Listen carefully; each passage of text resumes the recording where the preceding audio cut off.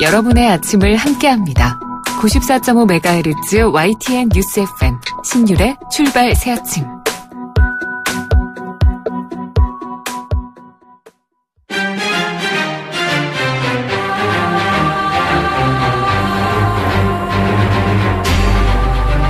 매일 아침을 뉴스로 깨웁니다. 신율의 출발 새아침.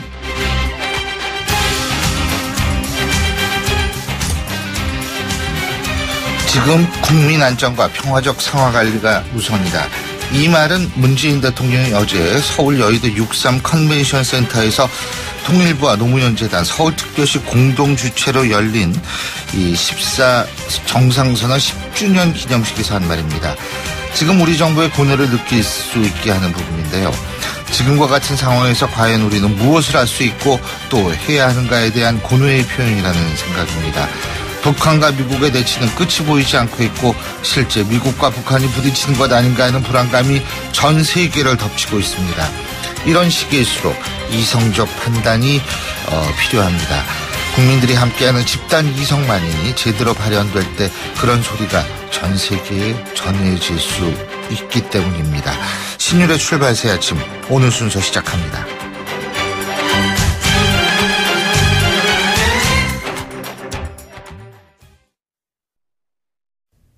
YTN 라디오 신율의 출발 새아침.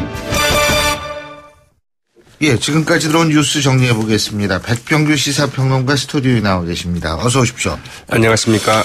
예, 미국 정부가 북한은행 10곳에 대한 제재 조치를 취했는데 북한 사람 26명도 제재 명단에 올렸다고 그러나요? 그렇습니다. 이 닷새 전에 내놓은 그 새 대북 제재 그 행정명령에 의해서 그 농업개발은행, 제1신용은행, 하나은행, 이 하나은행은 우리의 하나은행이 아니고 이 북한의 하나은행입니다. 북한도 있어요. 하나은행. 그러네요. 저도 처음 알았습니다. 8개 그 북한은행과 26명의 그 북한인을 그 제재 명단에 그 이름을 올렸습니다. 또 그 기존의 그 행정명령에 따라서 이 두 곳의 은행도 이 추가 제재 대상으로 그 지정을 했는데요. 이 북한의 금융기관과 그 외국 금융기관의 그 금융거래를 그 차단하기 위한 그 세컨더리 보이콧의 그 사전 작업으로 풀이가 되고 있습니다. 예. 이들 북한 금융기관과 그 거래하는 외국의 그 금융기관에 대해서는 미국 금융기관과의 그 거래를 이제 그 차단하겠다는 것인데요. 예. 이란식 금융 제재에 본격적으로 나서는 것으로 좀 풀이가 되고 있죠. 그렇군요. 그 문재인 대통령의 통일 외교안보 특보시죠. 이 문정인 연세대 교수요. 미국이 준비된 군사 행동을 고려하고 있는 것 같다. 이런 얘기를 어제 했습니까? 그렇습니다. 어제 말씀하신 이제 14 남북 정상선언 그 10주년 기념 행사 예. 세미나장에서 얘기를 했는데요. 허버트 맥메스터 백악관 그 국가안보보좌관이 그 북핵 위협 해결을 위한 8가지의 그 시나리오를 그 언급한 것을 두고 미국이 준비된 군사행동을 그 생각하는 게 아닌가 한다. 이제 이런 의견을 피력을 했거든요. 네. 어제 그 14 남북 정상선언 그 10주년 기념 행사의 그 일환으로 열린 위기의 한반도 평화구축 해법은 무엇일까? 이런 그 특별 강연에서 한 말입니다. 한반도 상황이 1967년 미루나무 사건 때 아마 이제 모르시는 분들 많을 텐데 이른바 그 도끼마냥 그렇죠. 사건으로 많이 알려져 있죠. 보다도 더 엄중하다. 미군의 그 군사자산 그 배치 패턴이 아주 그 체계적으로 이루어지고 있다면서 이제 이같이 이야기를 했는데요. 문정인 특보는 그 한반도 위기 극복은 그 미북 사이의 그 전략적 불신을 해소하는 데서 처해야 한다. 미북 간의 그 대화가 가장 필요하며 미국이 그 특사를 비밀리에 보내서 이 극적인 타결을 하면 가장 좋을 것이다. 이제 이런 희망사항을 이제 피력하기도 했습니다. 또 그 북미 간의 그 소통이 끊긴 상태에서는 그 남북 대화도 굉장히 그 절실하다. 이렇게 이야기를 했는데요. 예. 문정인 특보는 그 지난 7월 우리 정부가 그 북한에 제안한 그 군사회담에 대해서 미국이 엄청나게 불쾌했다. 이 틸러슨 미 국무장관이 그 강경화 외교부 장관에게 이 강력한 어조로 이를 항의했다고 이제 그 전하기도 했는데요. 트럼프 미 대통령 어제 또다시 북한을 완전 파괴할 수 있다고 거듭 언급하기도 했습니다. 어제 스페인 대통령 총리인가요? 만나고 그렇죠. 네, 이 마리아노 라우이 스페인 총리와의 그 정상회담 후에 가진 그 기자회견에서 이 계속 진행 중인 북한 핵과 실험의 그 측면에서 그 군사 옵션이 우선적인 선택지는 아니지만 그것을 선택해야 하는 상황이 온다면 북한을 완전히 파괴시키게 될 것이다. 이렇게 좀 이야기를 했네요. 예. 그 참 걱정입니다. 그 문재인 대통령하고 여야 사당 대표 이제 자유한국당이 빠졌죠. 이 청와대 초청 만찬이 오늘이죠? 네, 그렇습니다. 이 최근 그 전개되고 있는 그 한반도 위기 상황에 대해서 그 설명을 하고 이 초당적 협력을 이제 부탁할 것으로 예상이 되고 있죠. 이 말씀하신 것처럼 그 자유한국당의 그 홍준표 대표는 이제 불참합니다. 네. 여야정 그 상설 국정협의체 구상 그리고 이 정기국회에서의 그 여야 간 그 협치 방안 개헌과 그 선거구제 그 개편 문제도 이제 같이 논의될 것으로 이제 보이는데요. 문재인 대통령은 어제 그 여의도 그 63빌딩에서 열린 14남북 정상선언 그 10주년 기념식에서 말씀하신 것처럼 이 국민 안전과 평화적 관리가 가장 우선이다. 이렇게 거듭 이야기를 했는데요. 이 14남북 정상선언 그 10주년을 맞아서 이 14정상선언 정신으로 그 돌아올 것을 북한에 촉구하기도 했습니다. 그러면서 북한의 남북 군사회담 복원과 이산가족 상봉 등 그 14선언 가운데 지금도 이행 가능한 것들이 있다면서 이제 북한의 호응을 촉구를 했는데요. 북한이 과연 여기에 뭐 응답을 할 것인가는 좀 물음표이죠. 그렇죠. 뭐 지금 그 상황이 북한의 상황을 봤을 때에는 가능성은 뭐 그리 높지는 않죠. 하지만 뭐 우리가 계속 우리 입장을 피력한다라는 사실 자체는 중요한 거 아니겠습니까? 우리라도 이제 그 특사를 보내야 되는 게 아닌가 하는 생각도 들지만 사실은 이 국면에서 이제 특사도 상대가 받아줘야 되는 거니까요. 그렇죠. 네, 맞습니다. 네. 자, 김명수 신임 대법원장이 어제 서초동 대법원 청사에서 가진 취임식에서 사법부 내부의 독립을 강조했습니다. 그러네요. 내부의 독립. 네, 이게 상당히 좀 방점이 찍혔는데요. 네. 양승태 전 대법원장이 그 퇴임식에서 그 외부로부터의 그 사법부의 독립을 굉장히 강조를 했거든요. 그것과는 상당히 좀 결이 달랐는데요. 이 김명수 그 신임 대법원장 사법부 내부로부터 법관의 독립을 지키겠다고 이제 강조를 했습니다. 이 김 대법원장은 이 국민들은 법관이 사법부 외부뿐만이 아니라 이 내부로부터도 온전히 독립을 해서 헌법과 법률에 의하여 그 양심에 따라 심판하기를 원하고 있다. 이렇게 얘기를 했고요. 여기 각별한 관심을 갖고 그 제도 개선 노력을 기울이겠다고 이제 밝혔습니다. 이 김 대법원장의 그 독립은 대법원장과 그 행정처가 그 추계된 그 법원의 관료화를 개혁하겠다는 뜻이 아니겠느냐. 이렇게 좀 풀이가 되고 있는데 예. 김명수 대법원장 사법부가 국민에게 드릴 수 있는 최고의 보답은 독립된 법관이 공정하고 충실한 심리를 통해서 이 정의로운 결론에 이르는 좋은 재판이다. 이렇게 이야기를 했는데요. 이 취임식에서 그 좋은 재판이라는 말을 4번이나 사용을 했습니다. 정말 사법부가 좀 좋은 재판을 한다고 한다면. 예, 공정한 재판이 제일 좋은 재판이죠. 뭐. 네. 그게 우리 사회의 가장 내부의 평화를 지키는데 네. 내부의 정의를 세우는데 가장 중요한 첩경이 될 수도 있겠죠. 자, 고 백남기 농민을 사망케 한 살수차를 조작했던 경찰과 2명이 유족들한테 사과했죠. 어젠가요? 이게 사과한 게요? 네. 예. 이 법원에 낸 말하자면은 이 서류를 통해서 이제 사과를 했는데요. 고 백남기 농민과 그 유족들이 그 국가와 그 경찰을 상대로 제기한 그 손해배상 청구 소송에서 예. 이 당시 살수차를 실제로 조정을 했던 한모 최모 경찰관 2명 재판부에 원고의 청구 사항을 그대로 받아들이겠다는 그 청구인 낙서를 이제 제출하면서 이제 이같이 밝혔습니다.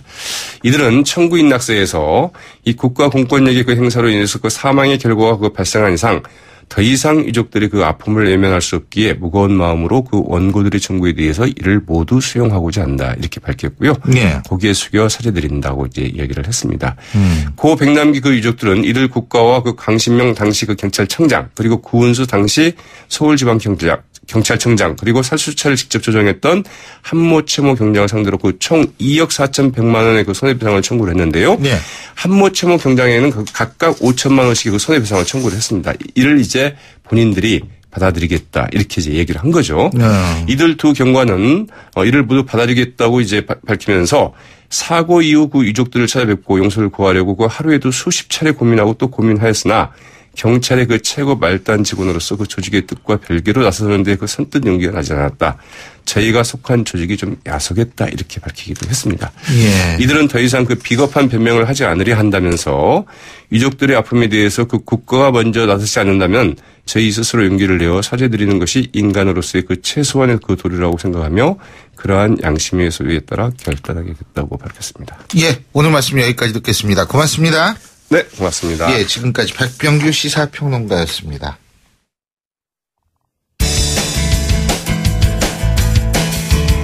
여러분은 지금 FM 94.5MHz로 방송되고 있는 신율의 출발 새 아침을 듣고 계십니다.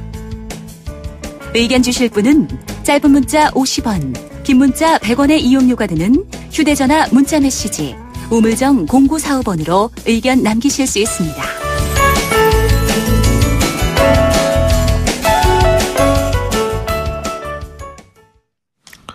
예, 북한에 잇따른 도발과 북핵 문제로 전 세계 안보 상황 상당히 뒤숭숭하죠. 이런 중에 어제 문재인 대통령, 제가 오늘 방송 오프닝에서도 말씀을 드렸습니다만 14 남북 정상선언 10주년 기념식 축사를 통해서 군사적 충돌이 야기되지 않도록 국제사회에 협력하겠다. 14 정신으로 돌아갈 수 있다. 대화와 협상의 테이블은 항상 열려있다. 여전히 기회가 있다. 이렇게 얘기를 했는데요. 자, 어제 현재 안보 상황에 대한 야당 입장 들어봤는데요. 오늘은 여당 입장 들어보겠습니다. 국회 국방위원이시죠. 더불어민주당 우상호 전 원내대표 전화 연결해서 얘기 들어보겠습니다. 우 대표님 안녕하십니까? 네네, 안녕하세요. 예. 지금 어제 그 정상선언 14 남북 정상선언 10주년 기념식 여기 가셨어요? 아니, 거기는 못 갔습니다. 거기 못 가셨군요. 네. 근데 문정인 특보 있지 않습니까? 문정인 네. 특보가 이런 얘기한 모양이에요. 미르나무 사건 때보다 상황이 더 엄중하다. 그 도끼만 낸 사건이죠, 이게. 네. 미국이 준비된 군사행동을 생각하는 것 같다. 뭐 네. 이런 얘기를 했고, 어제 저희하고 인터뷰를 한 김영우 국방위원장도 미국이 언제든 독자적 군사 옵션을 실행할 수 있다. 이런 얘기를 했는데요. 네. 자, 미국이 정말 군사행동을 벌일 가능성 어느 정도라고 보십니까? 자, 이게 지금 제가 볼 때도 50년 한국전쟁 이후에, 예. 저는 가장 군사적으로 굉장히 고조된 상황이다 이렇게 봅니다. 미국의 전략 자산 중에 하나인 그 중요한 비행기가, 북한의 공해상, 말하자면 북한으로부터 한 200km 떨어진 공해상에 비행을 했지 않습니까? 예. 이거 굉장히 위협이거든요. 예. 이 비행기는 3,300km를 2시간 만에 날아온 비행입니다. 예. 다시 말씀드려서 그 공해상에서 평양까지 진출하는데 10분도 안 걸린다는 얘기죠. 그러니까 제가 볼 땐 이 위협은 이제 사실상 상당히 심각한 군사적 위협을 평양에 신호를 보낸 겁니다. 예. 저는 지금이 가장 위험한 시기다 이렇게 보고 있습니다. 그런 측면에서 우리가 지금 남의 나라 무슨 관측하듯이 뭐 이란의 전쟁이 일어날까 말까 이렇게 예측하는 게 중요한 게 아니고 절대로 미국이 군사적 옵션을 행사하지 않도록 막아야 합니다. 예. 그것은 남북한의 전면전까지 가능해지는 거거든요. 미국이 북한에 대한 선제 공격을 가하면 북한과 남한 간의 전면전이 벌어집니다. 예. 그럼 미국 본토에는 큰 피해가 없을지 모르지만 한반도는 완전히 뭐 전쟁터가 되는 것이죠. 따라서 이 문제는 그 남한의 정치 지도자들이 한 목소리로 미국의 군사 옵션은 절대 검토해서는 안 된다라고 요청해야 되는 그런 사안이라고 생각합니다. 그 문정인 특보 지금 요청을 해야 되는데 이런 말씀하셨는데 어제 문정인 특보 그런 얘기했습니다. 현 안보 상황에서 미국과의 공조가 중요하다 이렇게 얘기를 했습니다만 네. 이게 비원비 독재작 지금 아까 말씀하셨던 그 독재 작전 있지 않습니까? 미군의 네. 이 김영우 국방위원장은 이렇게 얘기를 했습니다. 한미 공조가 있었다고 하지만 좀 꺼름칙한 게 사실이다. 이 한미 공조가 잘 되고 있다는데 틈새가 벌어진 것 아니냐 이런 얘기를 하던데 이 부분은 어떻게 보십니까? 그러니까 국방위원장도 그런 말 하면 안 되는 거예요. 이게 네. 안보에 여유가 없다고 하면서 자꾸 이렇게 안보를 가지고 현 정부가 뭔가 잘 못하는 것처럼 또 미국하고 뭔가 문제가 있는 것처럼 자꾸 부풀리는 방식. 저는 이것도 결국은 아주 큰 광의 범위에서는 북한을 이롭게 하는 행위라고 생각해요. 예. 남한의 대통령을 도와야지 왜 자꾸 이렇게 이간질을 해서 미국하고 남한 대통령 이간질을 해서 도대체 뭘 얻겠다는 겁니까? 예. 제가 볼 때는 저런 정도의 전략 자산을 전개하자는 것은 대통령이 가서 트럼프 대통령하고 직접 정상회담에서 요청한 걸 봤지 않습니까? 그러고 나서는 이제 그 전략 자산을 전개하니까 이거 은은 없이 한 거 아니냐. 이렇게 접근해서야 이게 과연 제대로 된 접근법이겠어요. 다만 이게 왜 독자 훈련이냐. 자, 그럼 제가 이렇게 말씀드리겠습니다. 만약에 북한 공해상에 미국의 비행기가 전략적 폭격기가 가고 있는데 대한민국 항공기까지 같이 북한 공해사고 나왔다. 이게 과연 얼마나 심각한 신호겠습니까? 그래서 저는 적어도 한반도 이남에서의 공동작전은 몰라도 북한의 공해로 비행기가 날아가는데 왜 남한 비행기 같이 안 갔냐고 해서 공조가 안 됐다 이렇게 주장하는 것은 더 군사적으로 위험한 주장이다 이렇게 생각합니다. 예. 자, 근데 어쨌든 지금 문정인 특보 이런 얘기 또 한 모양이더라고요. 휴전선이나 서해지구에서 우발적 충돌이 되면 확전될 수 있다. 그걸 막기 위해서라도 남북이 대화해야 한다. 예? 물론 문재인 대통령도 대화의 협상의 테이블은 여전히 열려있다 이런 얘기를 하는데 문제는 북한이 지금 대화에 응하지 않고 있지 않습니까? 예? 그러니까 뭐 대화해야 한다. 근데 어떻게 하느냐 이 문제가 있는 거 아니에요? 자, 이런 겁니다. 예. 자, 대화가 안 되니 그러면 공격하자. 군사적으로. 이게 더 웃긴 얘기죠. 그러니까 그럼 군사적으로 안 하면 뭘로 합니까? 대화를 해야지. 사실은 이게 굉장히 단순한 논리인데 예. 이것도 싫고 저것도 싫으니까 그냥 이 판단을 안 하고 다 싫다 이렇게 나오는 거는 적어도 당사자인 남한의 국민들이나 정치인들이 택할 태도는 아니죠. 제가 볼 때 이런 겁니다. 북한이 대화에 나오지 않는 건 자기들이 원하는 수준의 핵무기 개발을 완성할 때까지는 대화를 안 하겠다는 뜻이죠. 예, 그 완성이죠, 결국은 그게. 그렇죠. 예. 그러니까 완성까지는 가겠다는 의도가 있는 겁니다. 근데 그 완성시켜놓고 뭐 하겠어요? 그땐 대화로 나오려고 하는 거죠. 그러니까 그 다음 대화에서 더 큰 지렛대를 쥐기 위해서 핵무기 완성도를 높일 때까지 대화에 응하지 않는 것인데, 예. 그러면 우리가 저 핵무기를 폐기시키기 위해서 선제 공격을 가할 것이냐? 그게 아니라면 제재와 압박을 계속 가하면서 대화로 끌고 나오되 예. 대화로 나왔을 때 어떤 식의 대화를 끌 건가에 대한 전략적 구상을 해야 되는 것이죠. 아하. 만약에 우리가 대화 제안도 안 하고 있으면 예. 북한은 남한하고 미국이 실제로 전쟁을 하려고 하는 것보다 이렇게 오판할 수 있는 겁니다. 예. 그렇기 때문에 이 문제는 대단히 고도의 전략적 접근을 해야 되는 것이죠. 예. 대화 제안은 끊임없이 해야 되고 또 실제로 물밑에서 계속 저쪽을 설득하는 노력을 해야 됩니다. 그 정의당 이정미 대표는 오늘 있을 청와대 회동 자리에서 대북 특사 파견을 제안하겠다 이런 얘기를 하던데요. 이 부분은 어떻게 보십니까? 저는 뭐 언젠가는 대북 특사 파견이 필요하다고 봅니다만 북한이 핵무기 개발을 중단하거나 혹은 일정하게 협상을 통해서 해결하려고 하는 의사를 비치기 전에 특사를 보냈을 때 저는 별로 큰 성과를 보기는 어렵다고 봅니다. 그러나 예. 결국 언젠가는 특사를 보내서 문제를 풀기 시작해야 된다 이렇게 생각합니다. 아니 그리고 특사도 북한이 받아들여야 되는 거 아닌가요? 그죠? 특사를 보내면 받죠. 받기는 받나요? 받죠. 예. 근데 만약 보낸다면 누가? 아니 뭐 미국의 농구 선수도 봤는데 그거 아마 특사도 안 받겠어요. 예. 아니 근데 만일 대북 특사 보낸다면 누가 적합하다고 보세요? 글쎄 그거야 뭐 대통령이 결정할 문제니까요. 예. 근데 어쨌든 지금은 아직 특사를 보내기 위한 협상 국면은 아니다. 예. 조금 더 미국이 북한이 대화에 응하지 않고 좀 더 자신들 길을 좀 더 가겠다라고 하기 때문에 그거에 대한 벌을 주면서 대화로 나갈까 말까 이렇게 고민하고 있을 때 좀 더 잡아채야 된다 이렇게 생각하고 있습니다. 근데 좀 궁금한 게 있는 게 말이에요. 북한의 어떤 군사력이라든지 대응태세 우리가 뭐 상당하다 이렇게 생각을 했는데 B-1B 랜서를 비롯해서요. 예, F-15C 그리고 이 미군 특수부대를 실은 수송기 그리고 이 특수부대를 다시 기환시킬 수 있는 그 헬기 총 12대가 동원이 됐다고 그러는데 예? 이거를 몰랐다고 국정원이 얘기를 했거든요. 예?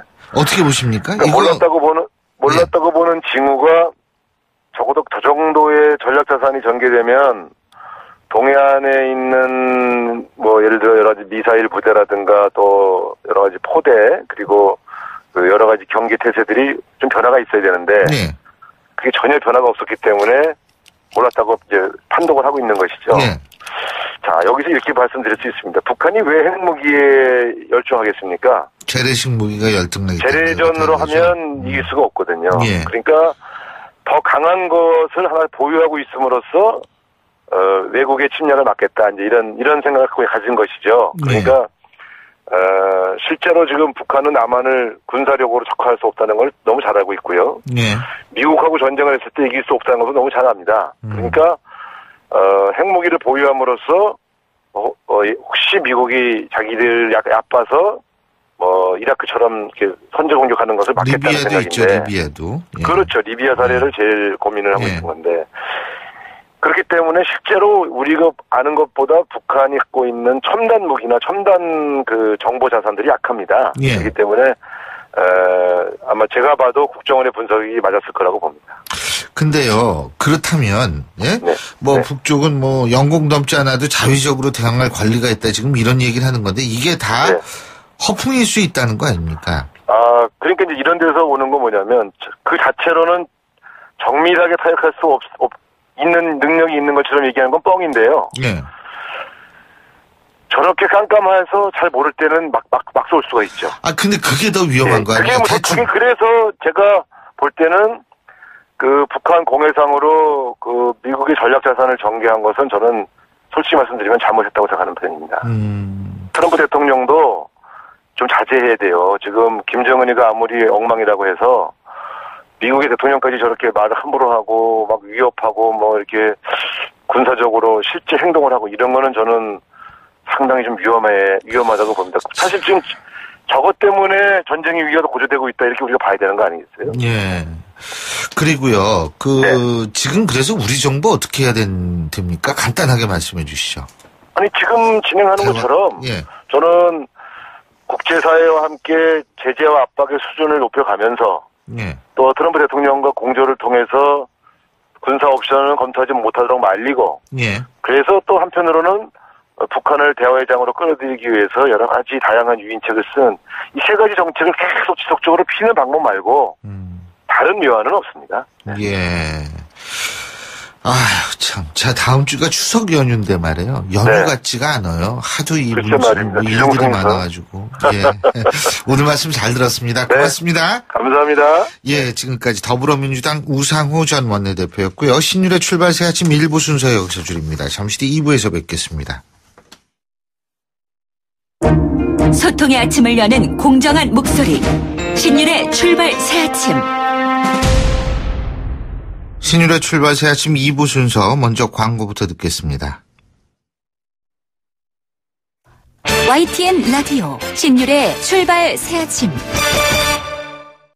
민간인 댓글 부대, 문화예술계 블랙리스트, 공영방송 개입 의혹에 이어서 MB정부 시절 국정원이 정부의 비판적인 의견을 낸 정치인, 교수들에 대해서도 전방위적인 비판 활동을 했다는 조사 결과가 나왔는데요. 국정원 개혁이 공보관사를 맡고 계시죠. 장유식 변호사 전화 연결해서 자세한 얘기 들어보겠습니다. 안녕하십니까? 네, 안녕하세요. 예. 오랜만이십니다. 예, 오랜만입니다. MB정부의 비판적인 의견을 낸 인사들에 대해서 이제 국정원이 뭐 전방위적으로 이게 이제 비판하고 공격했다는 거 아닙니까? 그죠? 예. 근데 21명이 명단에 있는데 21명이 전부입니까? 더 있습니까?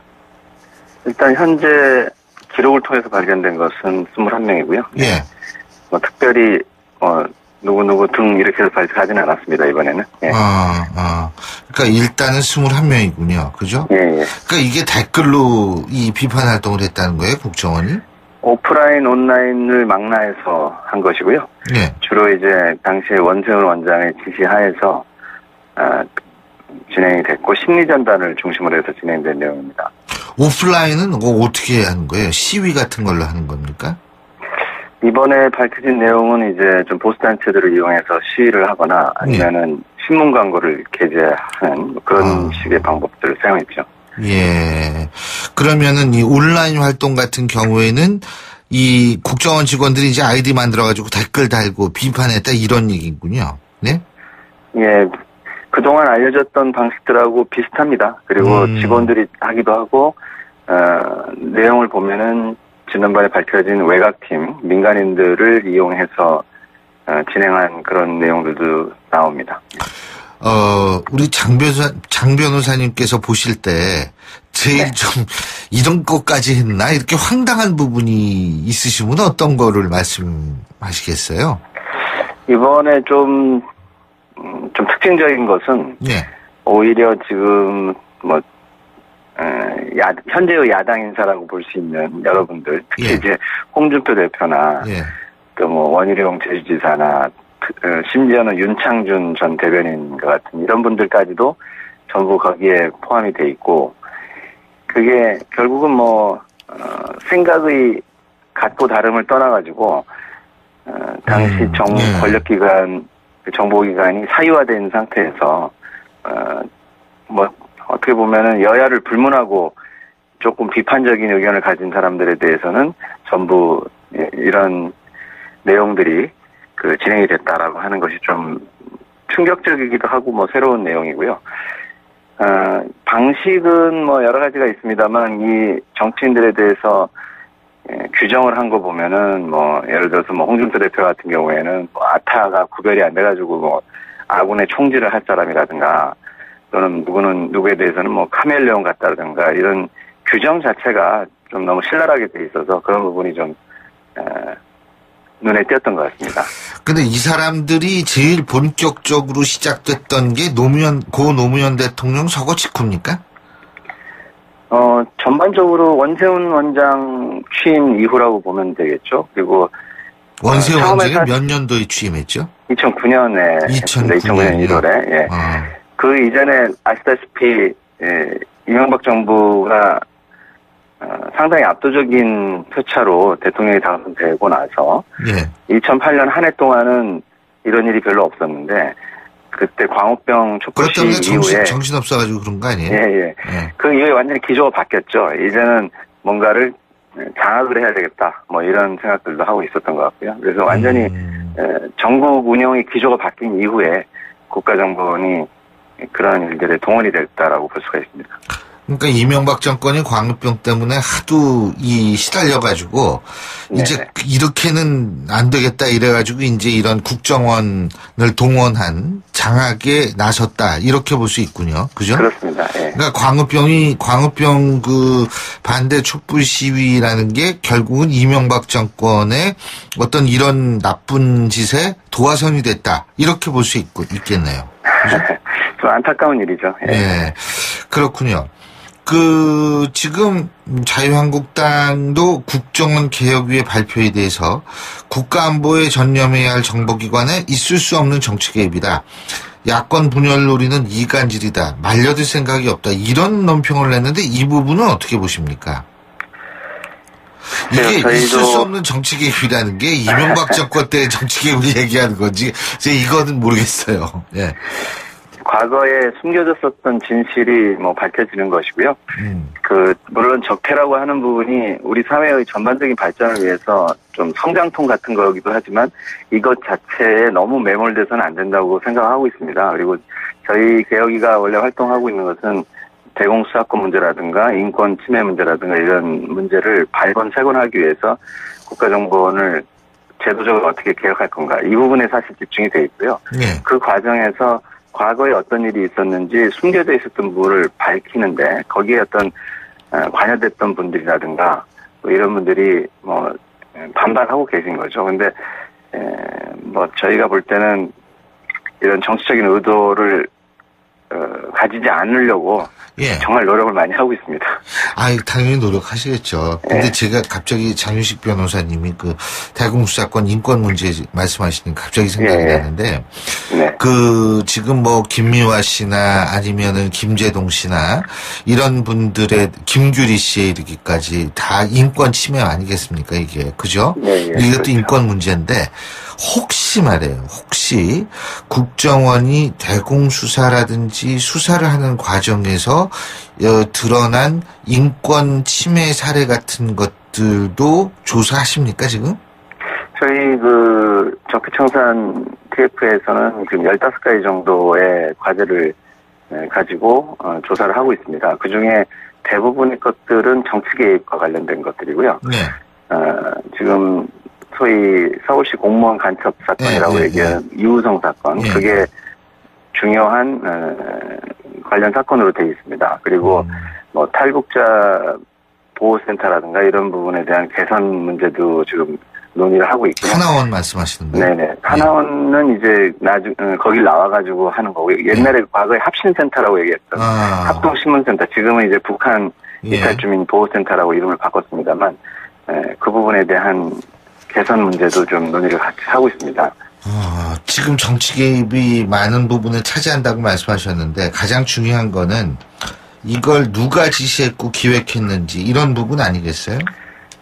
예, 사실 댓글 사건을 조사하다 보니까 현재까지 발표된 내용들은 MB 정부 때 일어났었던 일이 의도치 않게 주로 나오고 있습니다. 네. 그래서 사실 지금 현재 원세훈 원장이 지난번에 파기환송심에서 다시 실형을 선고받고 지금 구금이 되어 있는 상태인데요. 네. 이 문제가 저희가 이제 볼 때는 원세훈 원장이 개입됐고 지시했다라고 하는 것은 거의 확실하고요. 그 다음에 그 윗선이 뭐냐라고 하는 부분에 대해서 지금 언론도 관심을 갖고 국민들도 관심을 갖고 계신데요. 일단 여러 가지 정황은 있습니다만 좀 더 조사가 진행되고 관련자들의 진술이 확보돼야 될 문제라고 생각됩니다. 지금 의도치 않게 이명박 정권에 집중이 되고 있다는 말씀하셨는데 그렇다면 지금 현재 전체 그 국정원의 활동을 쫙 그 과거를 한번 다 스크린하고 있다 이렇게 이해해도 되겠습니까? 지금 사실 자유한국당 쪽에서도 노무현 정부 때나 김대중 정부 때 일어났었던 적폐 이렇게 해서 한 10가지 정도를 조사해달라고 개혁위에 제출을 하셨어요. 신청을. 그래서 그 문제에 대해서 한번 논의를 했고 기본적인 예비조사가 돼서 이게 혹시 할 수 있는지 없는지에 대해서 다시 논의를 하기로 했습니다. 그래서 사실은 그 앞에 노무현 정부나 김대중 정부 같은 경우에는 이미 확정 판결이 난 사건들이 많고 한번 걸러진 사건들이기 때문에 지금 이명박 정부하고 박근혜 정부하고는 조금 사정은 다릅니다만 저희가 꼭 굳이 어떤 시기를 특정한 것은 아니기 때문에 그 문제에 대해서도 열어놓고 지금 논의를 하고 있습니다. 근데 그 활동 기간이 언제까지죠? 시간이 충분하십니까? 저희가 활동 기간이 딱 정해져 있지는 않습니다. 근데 아마도 연말까지 하게 될 것 같고요. 그 이전에 적폐청산 TF에서 조사하고 있는 내용들은 가능하면 10월 말까지 국민들께 보고 드리는 걸로. 10월 말이요? 예. 그리고 그 이후 기간에는 이제 어떻게 국정원을 개혁하느냐 여기에 집중하시겠다. 그렇습니다. 그리고 그때는 이제 제도 개혁, 입법 활동들에 관련된 것들을 해야 되겠죠. 지금 아까 말씀드린 대공수사권은 물론이고 국내 정보 개입 문제, 국내 정치 개입 문제나 또는 예산 문제, 이런 여러 가지 국정원 개혁 과제들이 있기 때문에 그 과제들에 대해서 11월, 12월에는 아마 집중해야 될 것 같습니다. 지금 국정원 개혁위에서 주목하고 있는 또 다른 부분이 있다면 좀 말씀해 주실 수 있어요? 지금 적폐청산 과제 중에서는 블랙리스트, 소위 생각이 다른 사람들을 어떻게 제압했는가 하는 문제들은 거의 다 나왔고요. 이제 남아있는 문제가 이제 화이트리스트.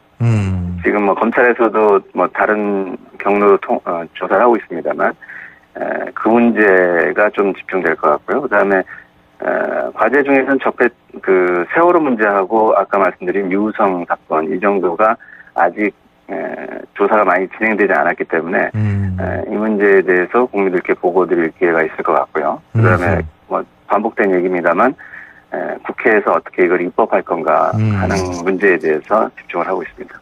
예, 그러니까 화이트리스트와 이우성 사건과 세월호 사건, 그죠? 네네. 알겠습니다. 예, 오늘 말씀 잘 들었습니다. 고맙습니다. 네, 감사합니다. 예, 지금까지 국정원 개혁위 공보관사를 맡고 계시죠. 장윤식 변호사였습니다. 신율의 출발새 아침 2부 순서 여기서 줄이고요. 전 8시 10분 3부에서 뵙겠습니다.